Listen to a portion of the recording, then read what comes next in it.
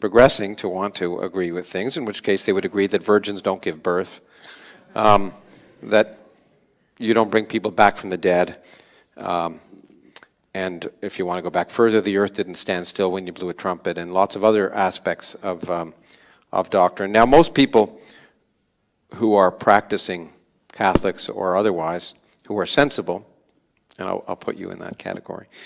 Just you wait. Just wait, okay, for the moment. What they do is, what people like religion.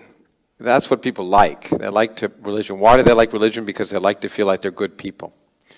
In fact, my friend Richard Dawkins' foundation ran a census in England of the people. Last census in England asked religion, and for the very first time, only slightly more than 50% of the people in England declared themselves to be affiliated with the Church of England. 53%, which is great. It's going down. But they asked those people why they declared themselves, and they said, "Do you believe in transubstantiation? Do you believe in the virgin birth? Do you believe in this?" And the answer was no, no, no, no, no. And they said, "Why are you religious?" And the answer was, "I like to think of myself as a good person," because religion has usurped that notion of morality. But clearly, the only way religion can be consistent with science is to get rid of all the doctrines on which religion is based. Now, the only kind of religion that could be consistent with science is some vague deism, some kind of notion that there may be purpose or meaning to the universe, vaguely. That's consistent because it's not disprovable in a general sense. First, to that one can say, first of all, there's no evidence of purpose or meaning to the universe, so you can't disprove that that is the case, but there's certainly no evidence of it in science. But more importantly, the real thing is, does it add anything? And the answer is, it does nothing. Sure, you can add that, but it doesn't add anything to our understanding of nature. It doesn't add anything to our notions of morality or ethics, which all come from reason. You certainly wouldn't want to base your morality on anything like the Bible, which is probably one of the more immoral books ever written. It's obscene. And that includes both testaments, as far as I'm concerned. No one talked more about hell and eternal punishment than Jesus. Basically, that's my central point, that the doctrines of religion are inconsistent with science, and you can feel free to believe in a creator or some purpose of the universe, but it just doesn't add anything. And moreover, it's completely redundant because, as science has demonstrated, there's absolutely no need for anything supernatural. You can get a universe from nothing, but you can get, the way the universe works is incredibly interesting. In fact, it's spiritual. In fact, the spirituality of science is so much more exciting than the spirituality of religion, and the reason is it's real. Now, it is true. It is absolutely true that science in the Western world owes its existence to the church, historically. Big deal. It's a historical fact. First of all, the church was the only seat of power and money, and therefore education, from medieval times, even before medieval times onward. So it was if you wanted to study science, you had to go to a university which had to be supported by the church, because it was the only seat of power and money. So the fact that there's this early connection between the origins of science and religion is historical, interesting, but doesn't say anything about science. Moreover, the wonderful thing about children is they grow up. So the church is the mother of science. But the great thing about children is they grow up, and the even better thing for some children is they leave home. Parents here who are in that situation parents here who aren't in that situation will bemoan the fact that some children don't leave home.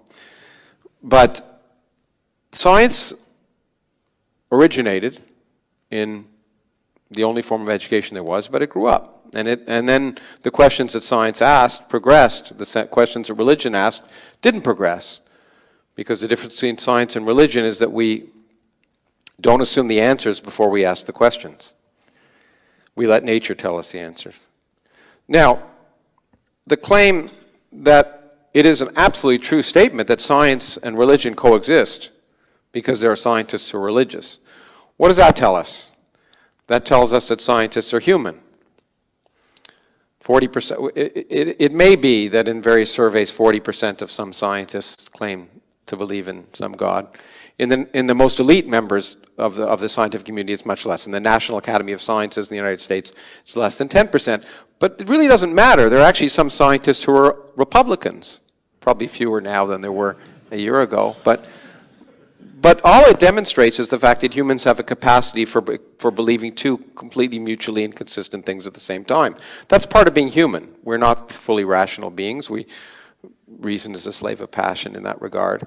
And so the fact that there's some scientists who are child molesters doesn't mean that that's compatible with science either. Those scientists may be priests. But anyway,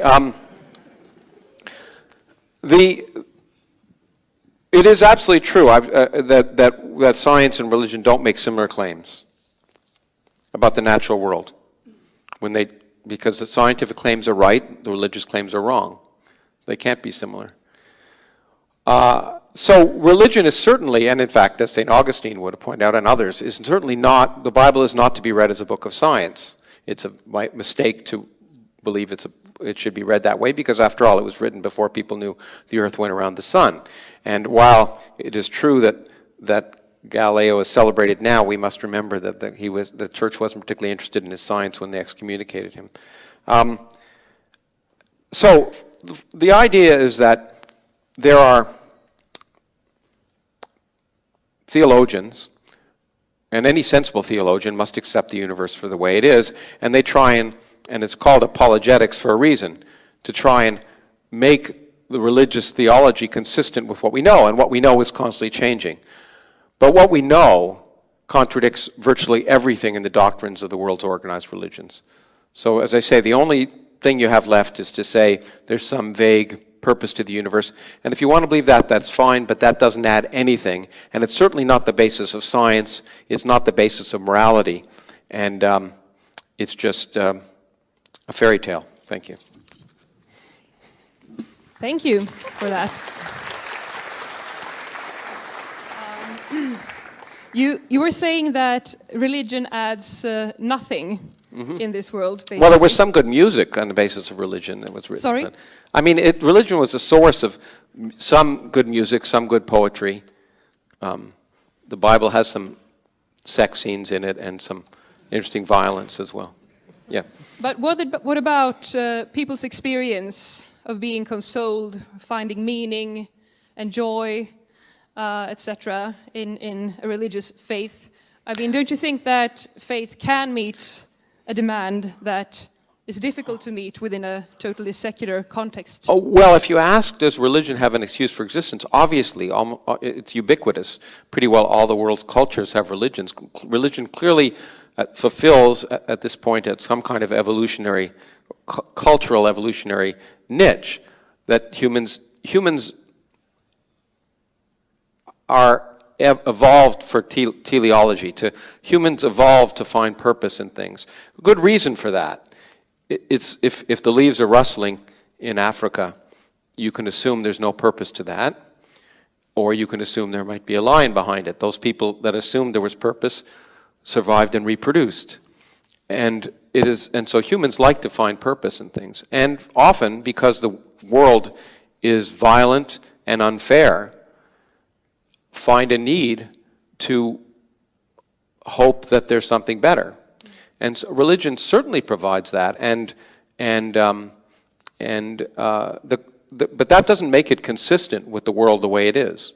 No, absolutely. And the question is, can you find solace, joy, hope without religion? And of course, the answer is absolutely yes. I find the fact that the universe wasn't created for us, that doesn't care about what us and what we want or desire, to give me great solace. The fact that we're here for a short time and will be gone makes every moment more precious for me. So my joy, hope, spiritual wonderment, which comes from looking at a Hubble Space Telescope picture, comes from the rejection of everything that religion defines. So it's clear that religion offers a utility for people. The question is it the only way to get that? And the answer is no. And I would prefer to get my spiritual fulfillment for something that actually corresponds to reality. If other people find other needs, that's fine with me, but it doesn't make it intellectually consistent. Thank you. Perhaps Roland would like to come back on the Catholic dogma. I mean, it's clear that the Church has abandoned a certain number of traditional beliefs that were inconsistent with science, but it still seems to cling to some of them. And could you comment, for example, on the faith in miracles, that is still prominent within the Church? Yeah, that's faith. That is faith, yes. That is well, the what's question faith. is that not, compatible with the scientific worldview? That's no, why we're here. No, and it's not No? supposed to be.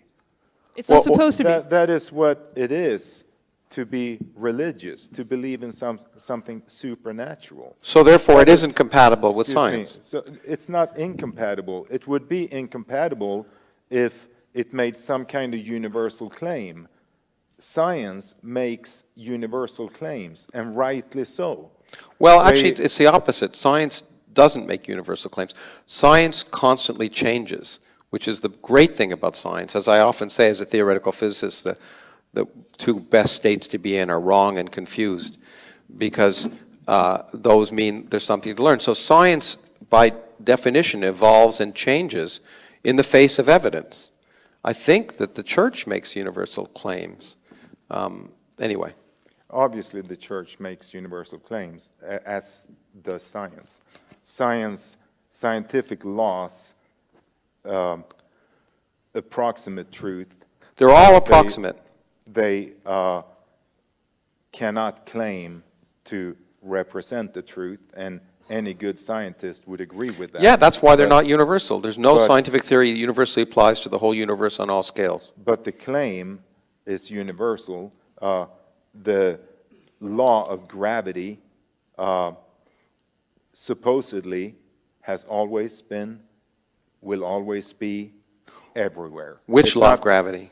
Well, any. Newton, Einstein. Okay, so but the claim is that this is a scientific law that is applicable everywhere, always, and always will. No, it's not a claim. In fact, some people claim that that gravity changes as a function of time, and I've written papers to demonstrate how we can test that. So the idea is, can we see if gravity's been the same over all time? Not making that claim as if it's written and irrevocable. Yeah. The question is to test it. And some people have argued, Dirac very famously, that gravity is weak because it changed over time. In fact, I and others have disproved that by looking at tests you can do from the universe.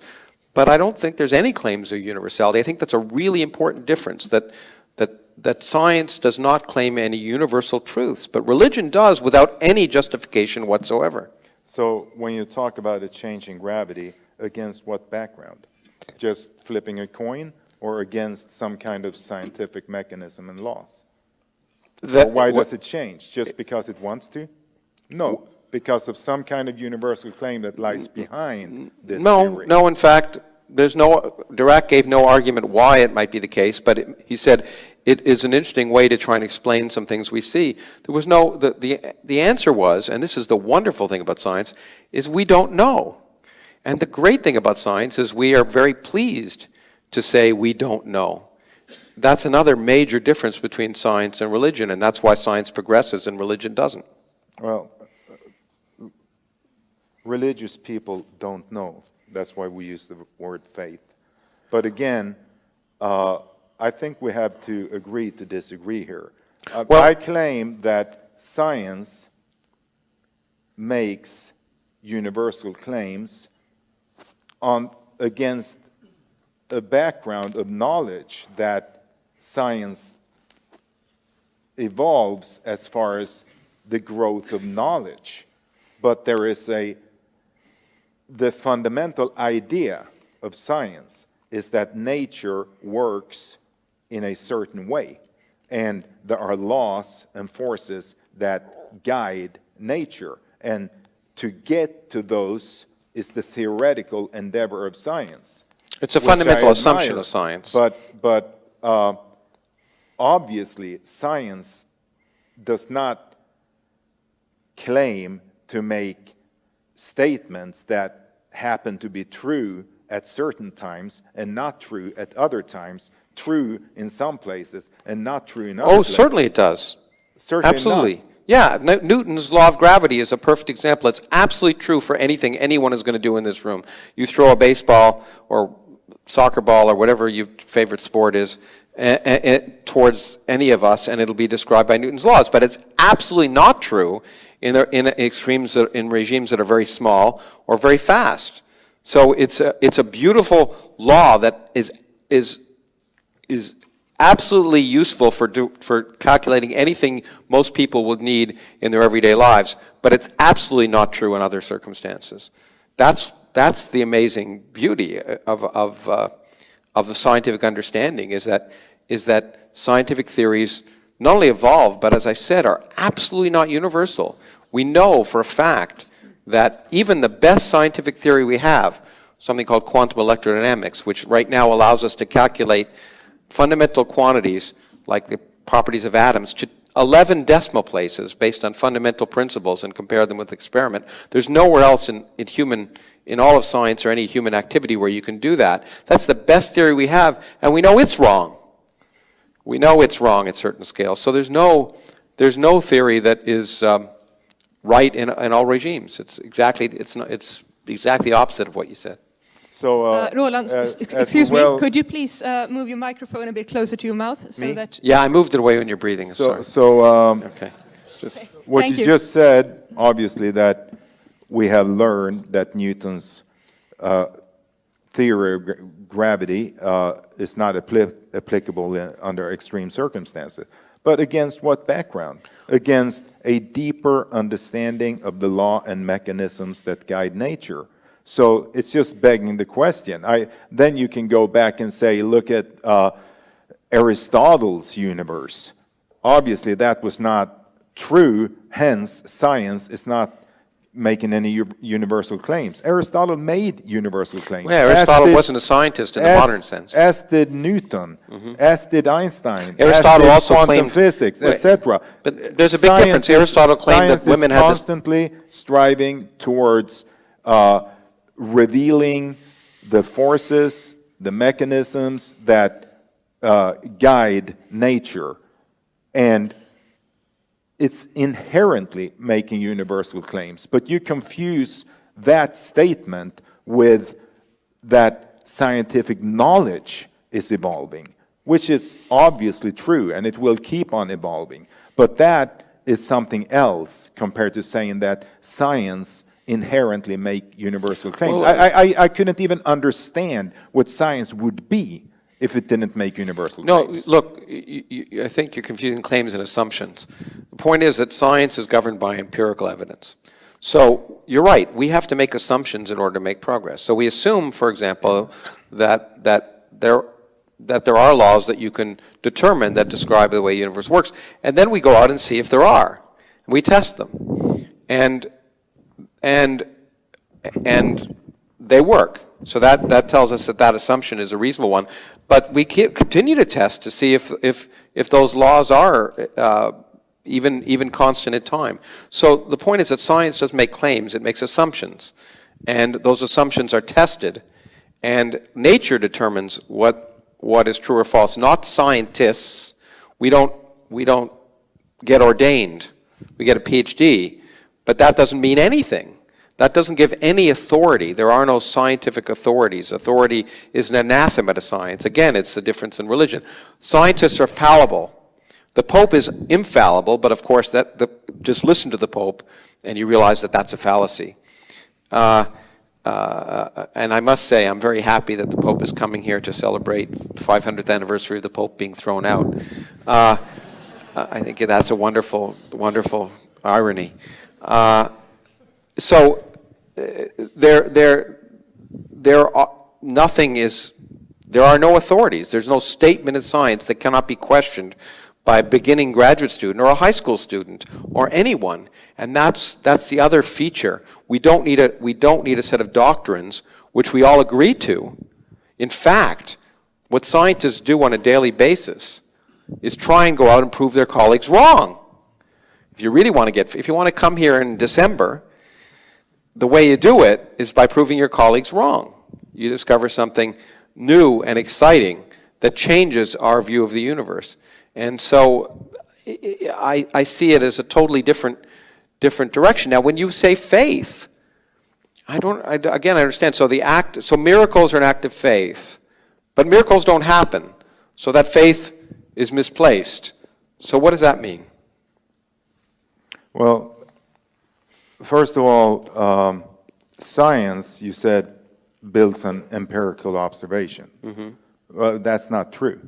Science builds on theoretical assumptions. No, You can't find one great theory of science that did not start with a theoretical, not corroborated, not a theoretical assumption without evidence. Oh, no, that is where it begins. And then you begin to see. There are very few times where theory. I'm a theorist, and you can list on the fingers of less than two hands. I'm going to just hang up because someone in the States is calling me. The times where theory has preceded experiment. Everything, the theory of relativity, was based on, in fact, observations of electromagnetism and observations that Galileo had made. Quantum mechanics was based on a paradox that came from experiment. Theorists are almost always behind the times. They're driven by experiment. And in fact, in the absence of experiment, theory flounders. That's part of the problem with particle physics, the field the basis of many of my studies, is the fact that we have been lacking empirical direction, and you find that theorists begin to hallucinate. And what we need it's exactly the empirical evidence that forces the thinking of theorists. And there's very few times that, in fact, the example that I know of that's the most clear example of a theorist sort of leaping out was general relativity, Einstein's general relativity, which is an amazing work of engineering. But even that, ultimately, was based on empirical thinking. So, and in fact, again, since we're in Sweden, the Nobel Prizes in physics, rightly, go almost always to experimentalists. Now, I say this as someone who, a few years ago, in 1995, proposed that there's this stuff called dark energy that dominates the universe. And it was very heretical, which is why I proposed it. And it was the only way to agree with the data. It was just crazy. 4 years later, some observers came up and discovered that was true. Who won the Nobel Prize for that? The observers. And that's fine. I think that's the right thing, because in fact, that was what drove. No one believed it when we said it. And it's the way it works. Observation is what determines things, not theory. Gentlemen, could I interrupt you there for a second? I would like to ask... I would like to just briefly answer or comment. Please answer on that. briefly, and then I'll get back to my question. The fact that the Nobel Prize often goes to experimental physicists obviously has nothing to do with whether theory comes first or whether empirical evidence for theory comes first.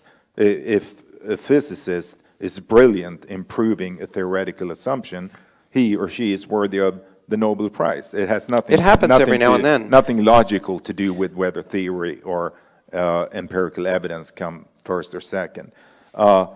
Secondly, yes, Galileo, especially Kepler and Brahe, were very instrumental in making it possible for Newton to come up with his laws. And I have actually 2 lengthy chapters in a book I wrote on the history of science, where I make the claim that engineers and experimentalists are vastly underestimated in the development of scientific theory. So I absolutely give you that.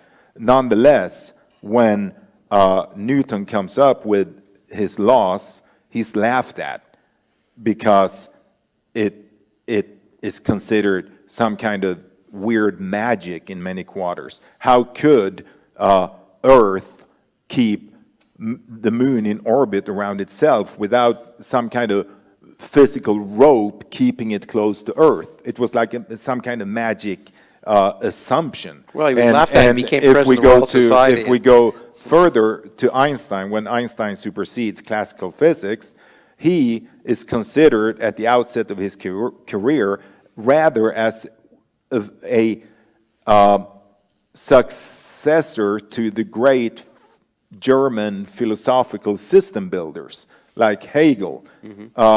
And he is not awarded the Nobel Prize for his theory of relativity. Well, that was anti-Semitism at work, but that's a different... Well, history of science says something else. But what history of science says is that he's not awarded the prize for his theory of relativity because it's considered metaphysical, it's considered philosophy, and it takes till, I think, 1921 because there are observations that seems to confirm that light bends around the sun. 1919. So that is two examples, Newton and Einstein, where theory comes first and then empirical evidence confirms. Gentlemen, I'm sorry. I think that was a brief comment, actually. Okay. So, of course, Lawrence, you're free to comment on this as well, but I'd like to take a slightly different approach on the theme now. And I'm wondering, Lawrence, if you look at this domain of conflict between religion and science of today, which to you is apparent, what do you believe to be the greatest clash or the most worrisome kind of conflict that we see in today's world in terms of implications for society or politics? Well, look, a friend of mine, Noam Chomsky, said to me once that he doesn't care what people believe, it's what they do that matters, and that's true. The problem is what you believe affects what you do. If every person was an island and didn't have an impact, it wasn't a parent or a teacher or have influence of others, I wouldn't care what people believed. But the real problem is when, look, and one of the reasons that we distrust theory in physics is that revelation is always wrong. There's never been an example where revelation has been right, and revelation is almost always wrong because human intuition, in many ways, is generally, when it comes to the universe, wrong. And again, for evolutionary reasons. So the problem is when people take precepts based on things that are clearly wrong, doctrines that are clearly wrong. Say, for example, that homosexuality is evil. A precept written in a book by that codified the beliefs of illiterate peasants in the Iron Age, and somehow we're supposed to use it as a basis of morality today. Well, it isn't. It's just an empirical fact that not only is it not unnatural, it's not evil. It's not unnatural. If you take, for example, sheep, 10% of sheep have long-term homosexual relationships. They don't even have a soul to go to hell. So it's certainly not unnatural. And so the problem is that the real problem is when people take beliefs that are clearly based on things which are incompatible with reality, not only believe them themselves, but try and enforce them upon others. And so you see it everywhere. I certainly see it in my country, where people view religious freedom as the right to impose their beliefs on other people. And that is just obviously an oxymoron. And to me, I think that's that and the fact that religion is associated with morality are the two biggest problems. That people seem to feel they need religion to have morality, and if you don't have religion, you are immoral. And in this country, that just means people can say bad things about you, but in other countries, it means you'll be killed. It is perhaps, in my mind, the worst part of religion. If we could just take back morality and equate that with rational humanism, then religion would be impotent, and then it would be fine if people believed the fairy tales they believed. Thank you. I believe Roland would like to comment on that. Yeah, as far as homosexuality, the Nazis, the communists killed them off in Sweden. It was illegal in positivistic, socialistic Sweden. It was illegal when I was a teenager. I think that that is very much a cultural phenomenon Where does more culture than a come from? religious. As you just said, religion. In interaction with religion, in interaction with art, in interaction with philosophy, in interaction with science? Or is it your opinion that culture comes from religion only? Well, I think you just said the basis of the Western philosophical basis comes out of religious backgrounds, and that's pervasive and long-lasting. And you're absolutely right that distrust of homosexuality has persisted in many.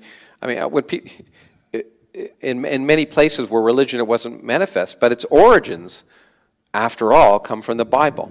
At least in the West, they come from the Quran and in other parts of the world and other religions, other things. So I think you would agree that the basis of, because religion was so pervasive in Western intellectual thought, that it has long fingers, and those persist today in many areas of human thought. I'm not disagreeing with that.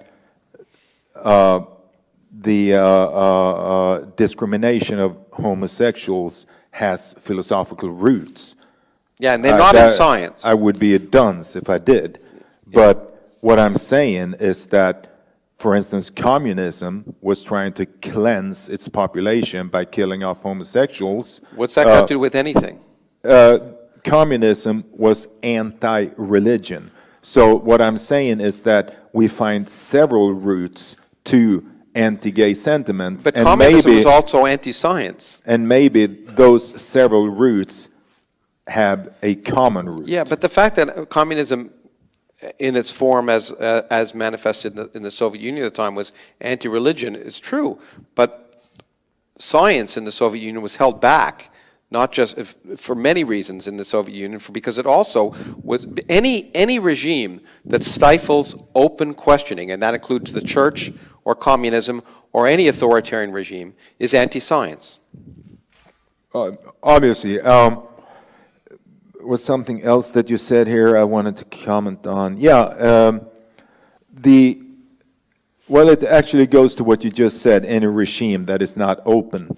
And you were talking about science as being inherently always striving to disprove itself in order to reach deeper knowledge. Yeah. Well, there is one school within the theory of science that is called the sociology of science. And if you study scientific communities, you will find that your notion of the rational humanist is a pipe dream. Within the scientific community, it has always been as irrational as far as accepting new theories as in any other communities. And to make a different claim is basically not to say that science is a better outlook on nature. It's to say that scientists is a different breed of human beings. No. You're confusing scientists and I'm not science. confusing anything. No. We might disagree, but I'm not you're confusing scientists and science. Scientists are human, which is, for many people, a surprise. Scientists are human, and therefore there are, of course, fads, rivalries, jealousies, all the things. Scientific enterprise is a human enterprise just like any other human enterprise, and it's full of the same good things and bad things. But what's great is the scientific method is based on, in fact, recognizing those human inadequacies and irrationalities and finding a way to progress through them. So science progresses by fads and some people who are viewed as scientific authorities, etc. But what's great is the science overcomes that eventually. The scientific method, empirical evidence, testing, retesting, is based on the recognition that we all want to believe, and therefore we should be distrusted. So scientists, absolutely, the sociology of science is replete with examples of good ideas that were suppressed or not accepted or not believed or whatever for the most ridiculous reasons. But we know about it after the fact the fact that we know about it after the fact demonstrates the fact that science is successful, because eventually those ideas became the ones that we accept scientifically because they worked. And that's ultimately what happens in science. It rises above the level of humans because it recognizes that scientists are human. It's an interesting distinction you make between science and scientists. Mm-hmm. What is science if not the accumulation of scientists making scientific work? Over the long term, that's exactly what it is. But that doesn't mean it's true over the short term. No, but you make a distinction here. You say you have to make a distinction between scientists and science. So I want to know, where does science, if we that it follows logically that if you take away all scientists, you still have science. Well, where does it exist? Are you a Platonist?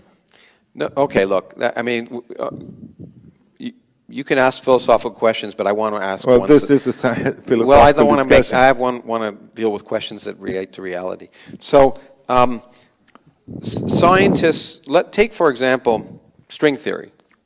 Okay, string theory is an area which in the 1980s and 1990s occupied the attention of a huge fraction of the scientific community. It had great scientific. It had a great scientific following. It hasn't.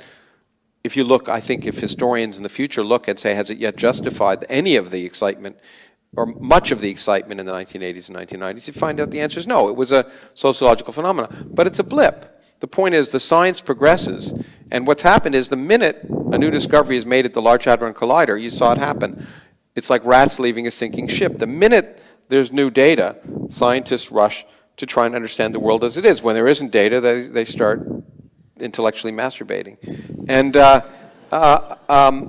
so fine. You know, scientists progress, as I say. The scientific enterprise progresses in the long term, in spite of the fact that scientists are human.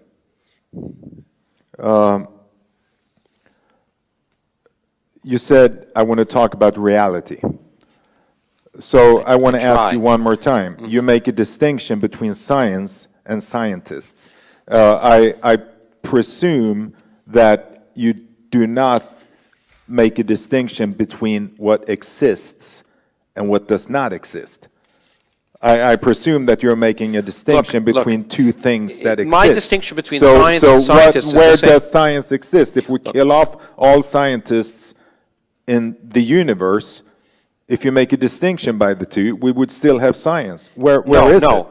Science is my point with this, let me just, before you answer, my point with this is not to make some kind of Platonic, philosophical, scholastic argument. My point is to bring home the point that science is inherently a human endeavor, and because of this, it inherently carries with it all the human weaknesses all the time.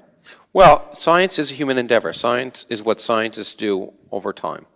Now, but that doesn't mean, but the fact that science overcomes, that the history of science is replete with examples of red herrings that have been occupied a lot of people for a long time and then are later discarded, is the beauty of science. It's like saying that the church is separate from priests. Well, you know, you don't want to. Most people would not want to identify the Catholic Church with many priests, because there are many priests who have acted reprehensibly. Does that mean, does that condemn the whole notion of the church? No, it says that the priests are human, and you don't allow them to have sex. They're going to find a way to have it one way or another, and it's just the way it is. And so the fact is that science is done by scientists, and scientists are human.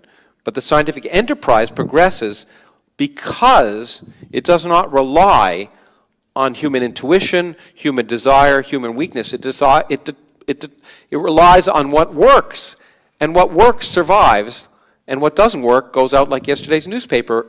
It's just the way that's what's so wonderful about it. Science, maybe one of the greatest philosophers of science was the late atheist liberal Karl Popper, who said that one, maybe the most important input to science is intuition. I think if you go back in time, you will find a vast number of great scientific leaps being based on intuition. Yeah, It's not being based on somebody going out and watching a simple fact and say, yay. It's being based on intuitive leaps by scientific geniuses. Well, first of all, you build up scientific intuition. The reason we train students in science and force them to do these incredibly boring problems that turn most people off science is to try and build up some intuition so that later on your intuition may be reliable. So that's the first thing. But the most important part of science is that we also don't trust scientific intuition. Is that so that some people have better intuition than others, and sometimes you're right and sometimes you're wrong. Einstein had great scientific intuition for a little while. Then his scientific intuition got crappy. It happens to most scientists. If they're lucky, they resonate with nature for a little while, and then it moves on. And so absolutely we try and develop scientific intuition, which often means overcoming normal intuition, because our myopic view of reality is usually wrong. But we distrust it, and that's the real key. We distrust it because we say, okay, prove it. In fact, prove it wrong. And prove it, and as Feynman said, scientists not only try and prove themselves right when they have a good idea based on intuition, the good scientists try and prove themselves wrong. And that's the hardest part of science.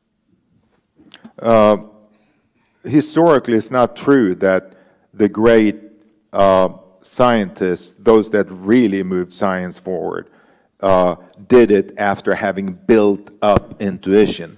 Typically, they do it at a young age. Well, so it's some kind of intuition that is really inexplicable from some kind of empirical or psychological point of view. By that, I don't mean that it's some kind of religious insight. I'm just saying that most great scientists, they come up with their intuitive leaps at a young age. Well, not when they're 15, when they're 25. Einstein was a child when he thought of how would it be if I was on my bike trying to raise a ray of light. Well, he wasn't a child. He was 16. But the point is, definition of child. Well, but the point is, he actually thought about it because he'd studied Maxwell. The point is, he'd actually built up intuition because if Maxwell hadn't existed before Einstein, Einstein wouldn't have had those questions. And so Einstein studied, and by the time he was 16, already begun to understand electromagnetism in ways that other people had not. And it is true that it's done often by young people, especially theory. But we build up, hopefully, the purpose of education is to build up that kind of questioning, that kind of skepticism, to understand the process of science. You don't need a lot of facts. The facts come over the years as you learn more and more, but that's not important in science. That's not important in education. To me, that's the real problem of most public education. We think we have to fill people's heads with facts, but this will give them facts and misfacts if they want it. What we really need is to teach kids how to question, think, and know how to distinguish fact from fallacy. And that kind of intuition can be developed at an early age. Well, Maxwell is another great example of an intuitive leap. And no, Maxwell based his results on Faraday, which we admire tremendously, who died the year that Maxwell developed his final theory. Yeah, Maxwell revered Faraday. It's Faraday's experiments. I just wrote a book about it. That are the basis of Maxwell's results. Granted, but I think we can both agree that when Maxwell presented his equations, it was a revelation to the scientific community. And I do not, absolutely not, want to make some kind of claim that there is something spiritual or religious or anything going on here. But to Maxwell himself, this was such a profound experience that he expressed it in religious terms. But do you know why it was profound? It wasn't profound because the equations are beautiful. By the way, they were kind of ugly the way Maxwell framed them. Now, when you have them on your T-shirt, we've refined them so they fit on a T-shirt. But the reason that he was found them so amazing is the same thing that caused Einstein palpitations when he developed general relativity. It wasn't the beauty of the mathematics. Maxwell, and the most beautiful calculation you can do as an undergraduate, Maxwell showed that when you put these things together, you discovered electromagnetic waves moved, and you could calculate from first principles what their speed was, and what did it work out to be? The speed of light. And you could, and which had been empirically measured.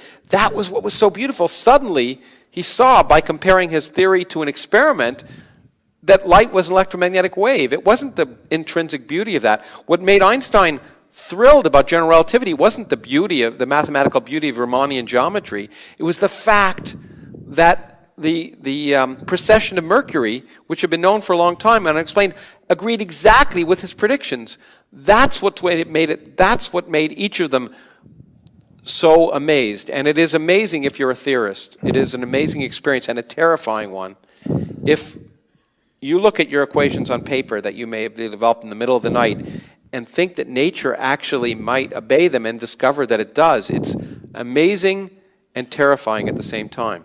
But it's only by comparing to the real world, nothing to do with intrinsically the thoughts or beauty or elegance of the mathematics. Again, that is, I'm not a physicist, obviously. I did give a talk once to the Nobel Committee on Einstein, not really from a scientific point of view, but more from a history of science point of view.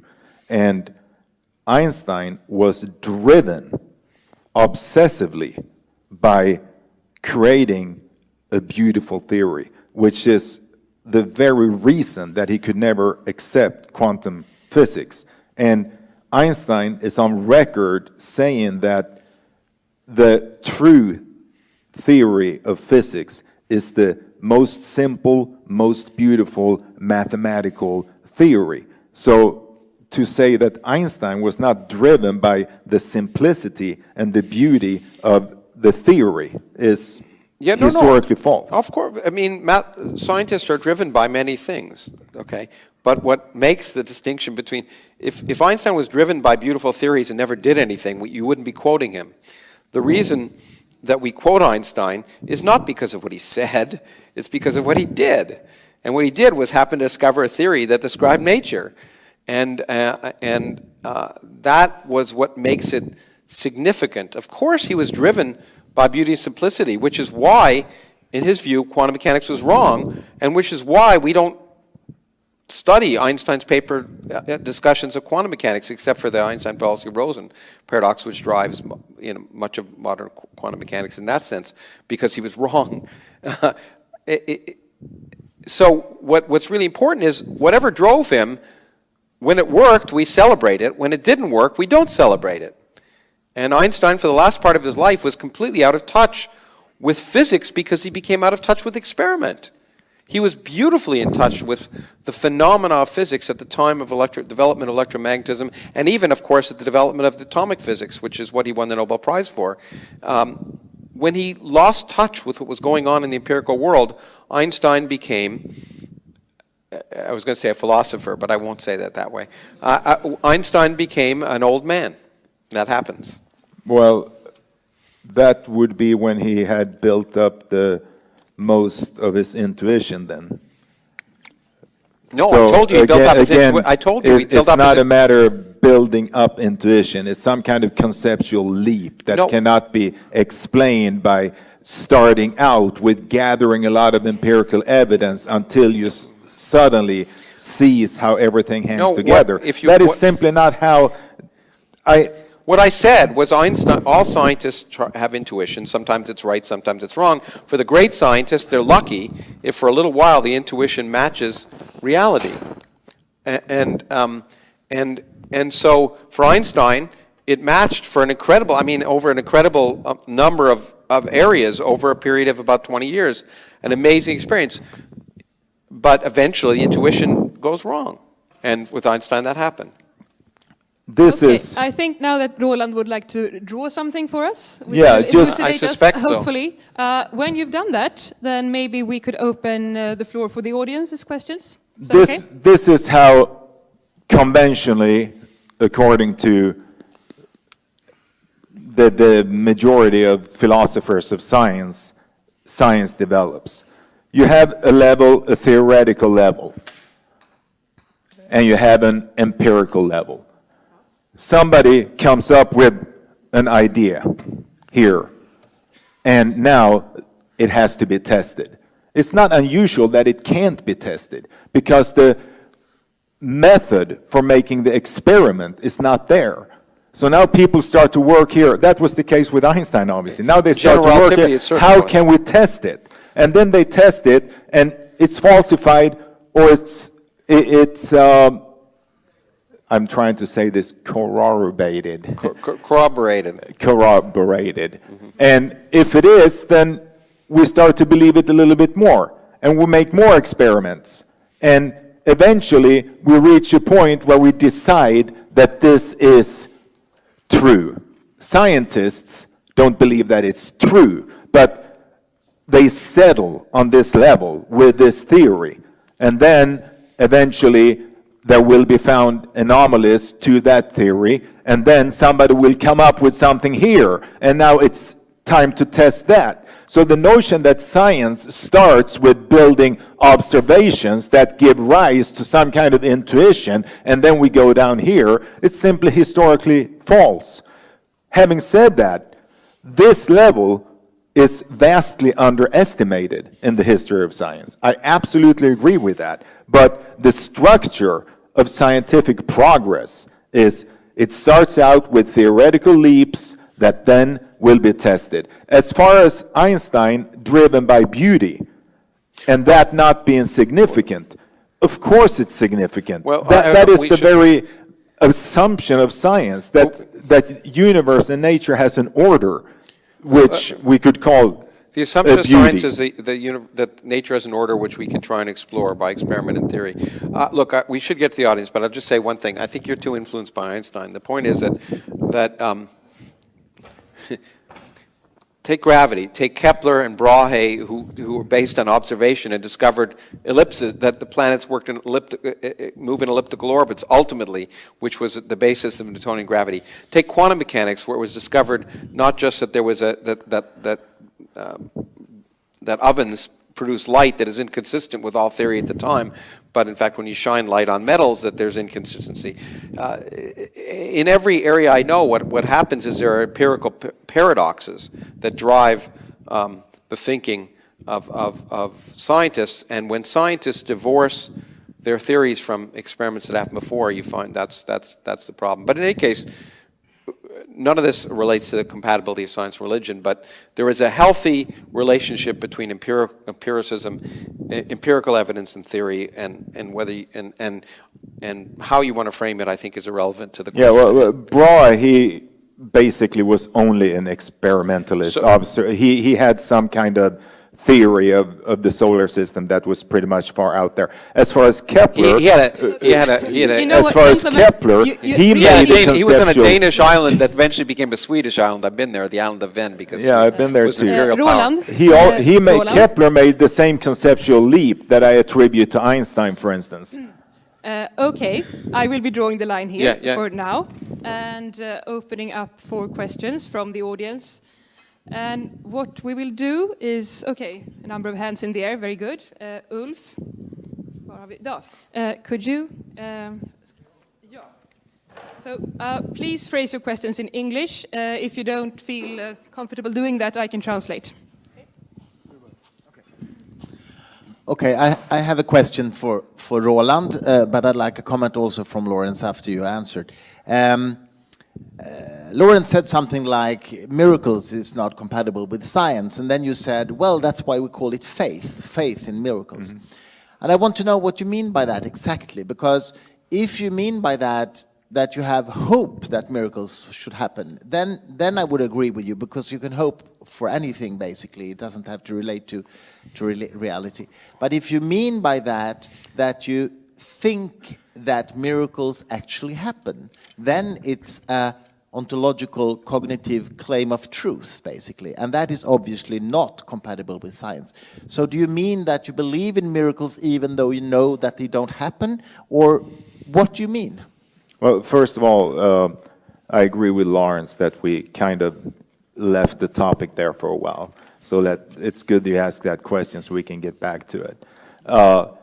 What I mean by that statement is that science, which Lawrence disagrees with when I make the statement, and I still stand by it, science makes, rightly so, universal claims. It tries to find the laws that guide nature. And at every point, scientists hope that they found it or them.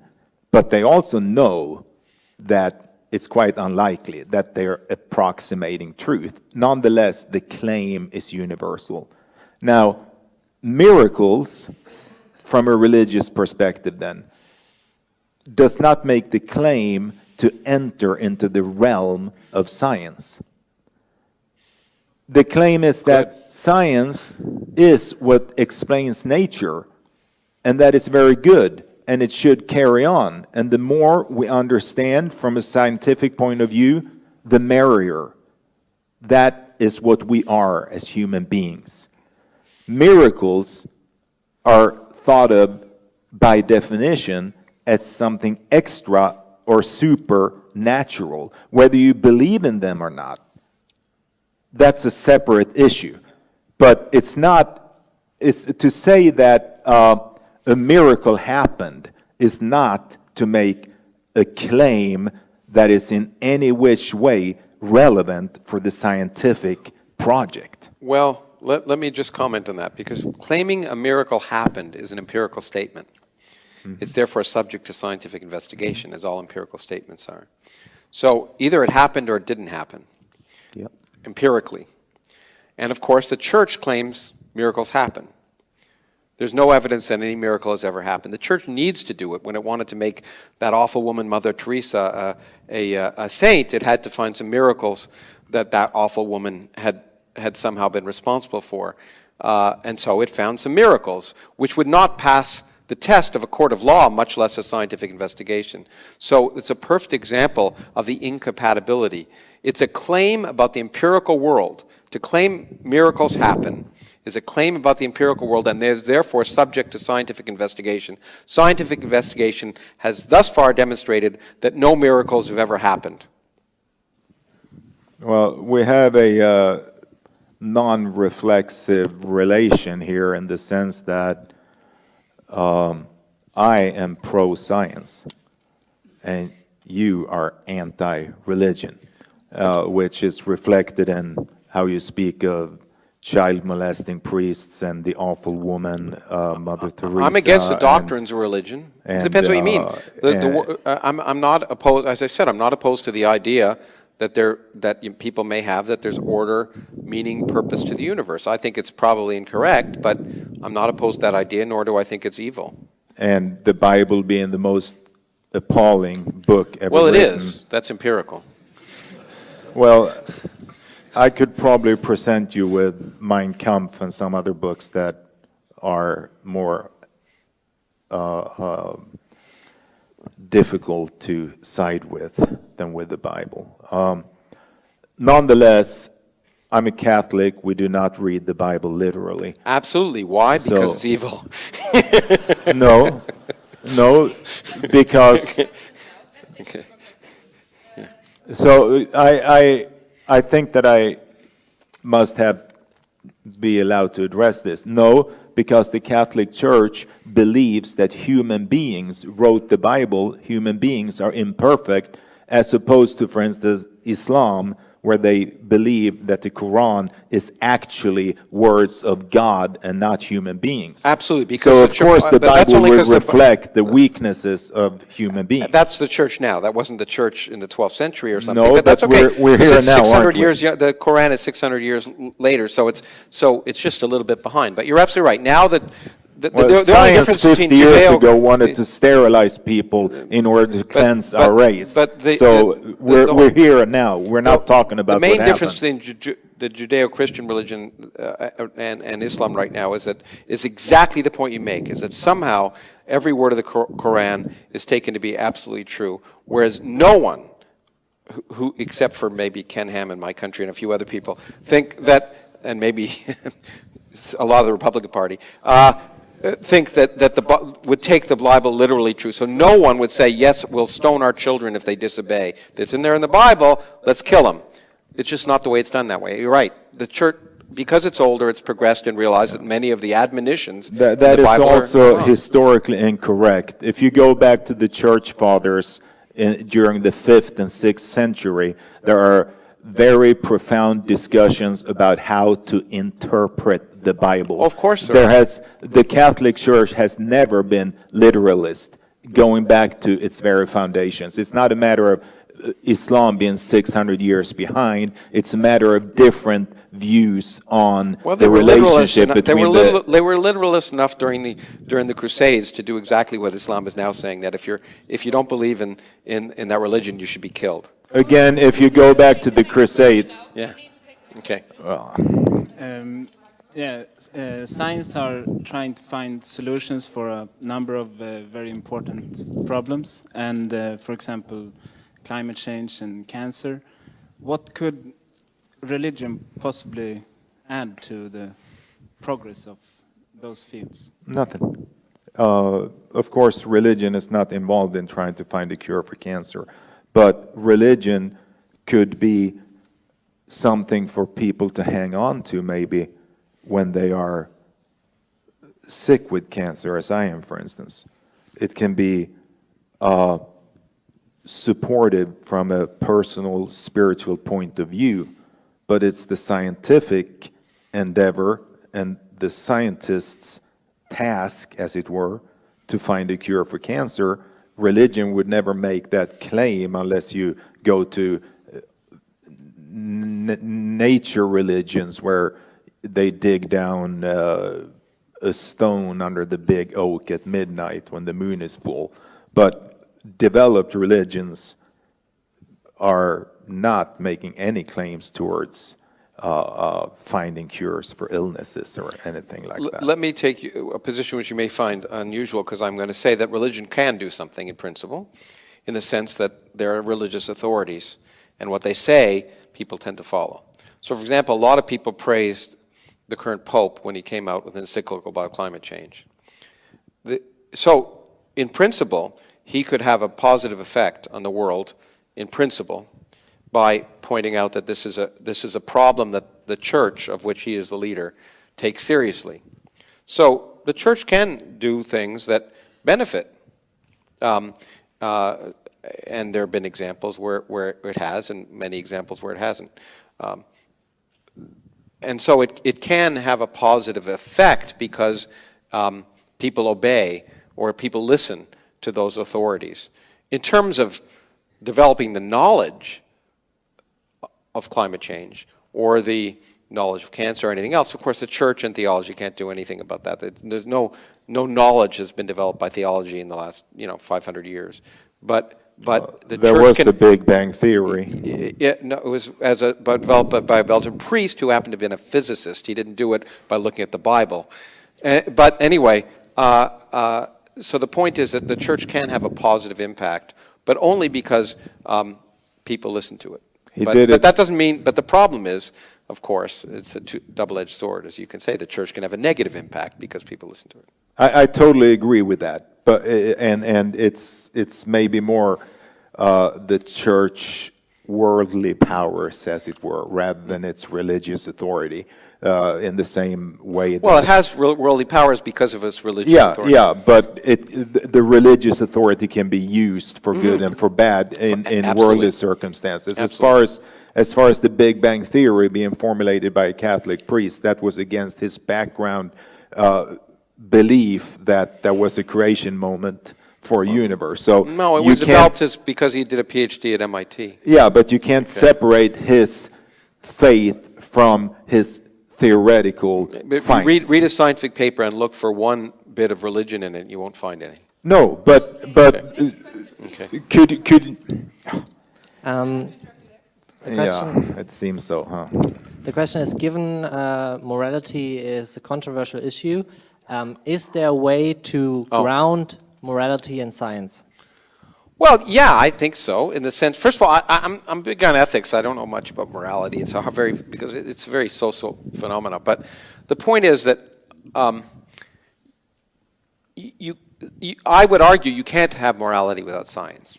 Okay, for the following reason: you can't have morality to know the consequences of your actions, and then you decide upon the consequences of your actions. You can't determine the consequences of your actions without science. Okay, we all do that. It's even at some basic level, that's what we do. We decide what the consequences will be based on the evidence that we've experienced throughout our lives. If we kill someone, we recognize what that means empirically. So I would argue that the basis of any morality has to be scientific, in the sense that science is rational thought based on empirical evidence. The rational processing of empirical evidence. That's how I define science. And then we have to make decisions. And if you look again empirically, it seems to me that many people think you can't have morality without religion. However, I would argue that in fact our morality is not based on religion whatsoever. I have asked this, and only in one case in a certain audience did people disagree. So if you stop believing in God, would you go out and kill your neighbor? Most people say no. Well, there obviously is another reason they wouldn't kill their neighbor. It's got nothing to do with their religious belief. And as my friend Steven Pinker would say, ultimately, let's say God decided killing was okay. How would God decide that? Okay? Well, if by some reasoning of some sort, well, if that's, just get rid of the middleman. Just go directly to the reasoning. You don't need the God for any of it. Well, the thought that science is necessary for morality because science provides empirical evidence for the consequences of your actions is, again, something that confuses science with something else. Empirical evidence is not per se science. The rational we all have processing. Yeah, the rational conclusions of empirical input is not science. Science is something more than that. What? Science is something that provides a theoretical basis for the empirical evidence and its consequences. That's rational processing. There is, yeah, but rationality and science are not in any which way the same thing. Of course, you can be rational and find out the consequences of your actions based on empirical evidence without basing it in science. That's what I call science. To claim that science is necessary for morality is ludicrous. That means that anybody who is not versed in science had to be an amoral person. Science is a process. We all can do it or not do it. I refuse to accept a dichotomy between scientists. All of us do science from the time we're children. That's how we learn. Kids put their hands in flames and discover it's hot. That's what makes us grow up and learn how to deal with the world. And one of the things I fight the most is the notion that somehow science should be the domain of scientists. The scientific process should be applied broadly to our public policy and the way we live because it's useful and it works and it enhances our lives. But it's not the domain of a small group of people with hoods. Are chimpanzees scientific? Sometimes. No, they're not. They get empirical input. They see the consequences of their actions in relation to the empirical input, and they change their behavior. There's nothing. A baby that is 8 months old will do that. That's what's so great about science. To say that is science, your scope of what science is totally everything is science. If I except religion, throw an egg, if I throw an egg on the floor and it breaks, That's not a scientific experiment. Oh, sure it is. They do it in public Of course schools. not. Yeah, no, you can do a lot with that. It's a great scientific experiment. In fact, you want to do a really neat scientific experiment? Take an egg and find beautifully lush grass and throw it up as high as you can and watch it bounce. It won't break. It's a beautiful experiment. Do it. Yeah, it is empirical evidence that will teach you something. Yeah. But it's not science. You know where science kicks in? No, it is science. No, it's not. Where science kicks in is when you ask yourself, why is that? Of course. That is where science. But And what you're then I make talking predictions about the future, but it's the basis of science. what you're talking about is just stimulus and reaction. No, it's Basically. rational thought applied to it, saying, okay, I put my hand in a flame, it burns. Okay, can I generalize based on that? That is Should where put science comes in. Okay, well, that's what babies can do. When you ask why, Babies generalize based on that, and so do chimpanzees. yeah, but they do not. I mean, theory is Greek for insight. Well, it's Greek to me. It's Greek to everybody. Okay, theory but- is a Greek word Okay, for but it's insight. words. I don't care about the words. No, I To agree, not to totally agree on this one. Yeah, but- that's right. Do we have time for one more question? Yes, okay. Hi, Roland, at the beginning of the evening, you explained why you felt that, for you personally, science and religion were compatible, and that also increased scientific knowledge actually strengthened your faith. And I'm really interested in that, particularly with relation to Catholicism. Firstly, because that's the complete opposite of my experience with Catholicism. It certainly did not strengthen my faith. But also because the Catholic Church is often held up as a good example of how these two things can coexist, since, as you point out, it doesn't treat the Bible as factual, it accepts evolution. But how far can that go before it actually negates the faith and just ceases to have any meaning? Because, for example, if you look at evolution, it's very nice to accept that, and, you know, because you should, because it's true, and it certainly makes you sound more rational and intelligent and credible. But if you take away that and you treat the Genesis account as completely non-factual, then you no longer have the fall of man, you no longer have original sin, you no longer have limbo, you no longer have this huge basis of guilt that is the entire foundation of Catholicism. So how far can you take it before it just ceases to have no point at all? Yeah, I don't really see how science could disprove religious faith. But as you said, I see how it could strengthen it. And this is what the Catholic Church teaches. It says that there is only one thing that one conclusion that is relevant for science that we can reach without science. And that is that there was, and before you start throwing things at me, let me explain it further. There was a creator. Now, this should not be confused with that Earth was created 6,000 years ago in 6 days or anything. It fully accepts the Big Bang Theory, and if science takes it further, it will accept that. But the idea is that nature exists. There was a point in time, was a complicated way of expressing it, when nature came into existence. Now, when nature came into existence, that is when the laws of nature came into existence. There weren't laws of nature prior to nature.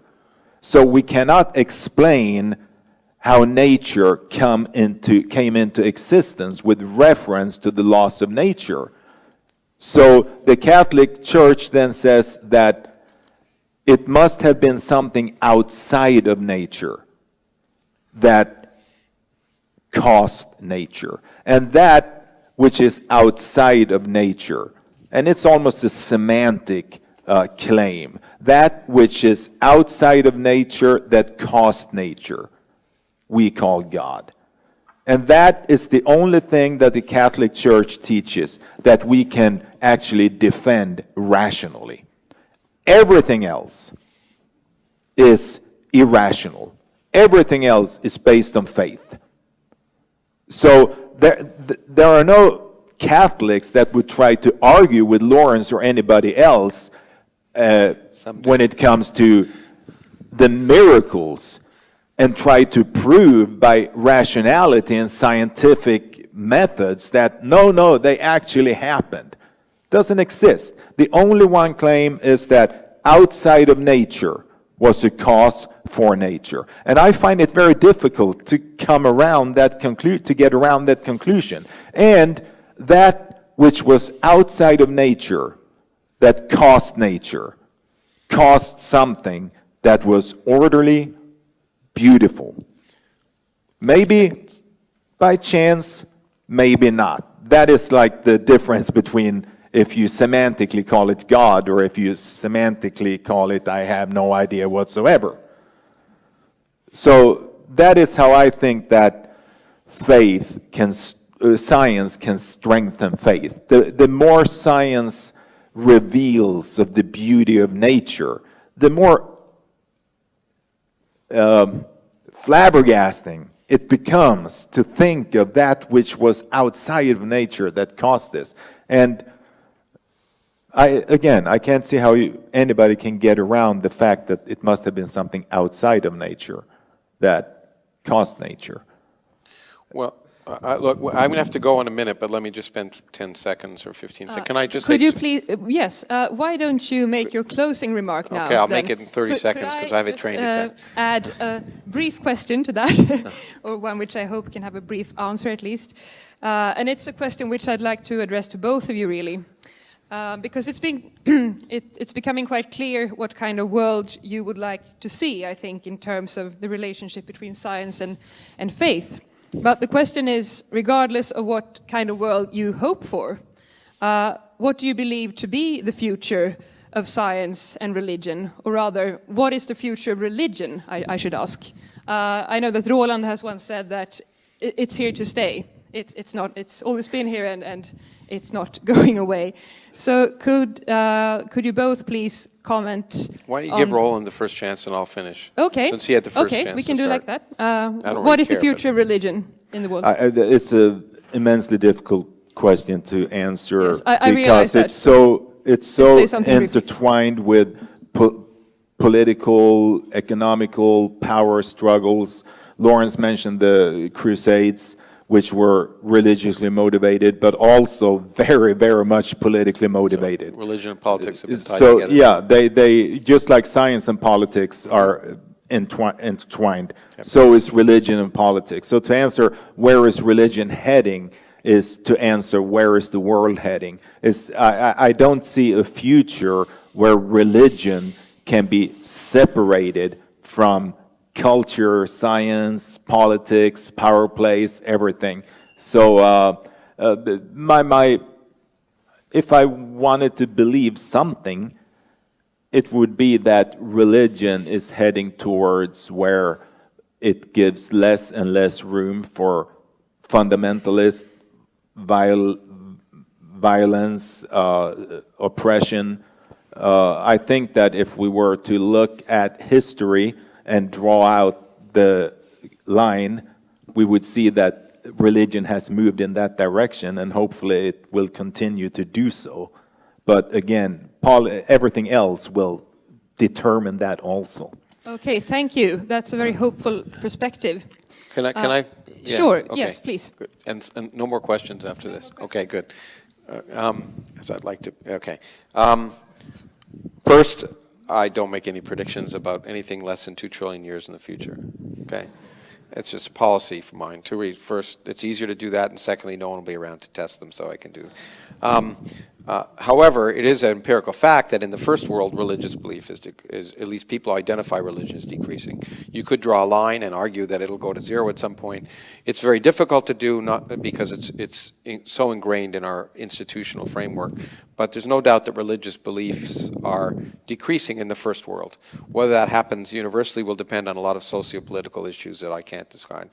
But what is amazing is that somehow, correlated with education, is a decrease in religion, which is one of the great things about education. I just want to add one thing, though, at the end, which I think is really important, this supernatural thing, okay? That's part of the problem, is that the church, of course, bases its ideas on notions that are ill-defined because it didn't do science. So what did they mean by nature?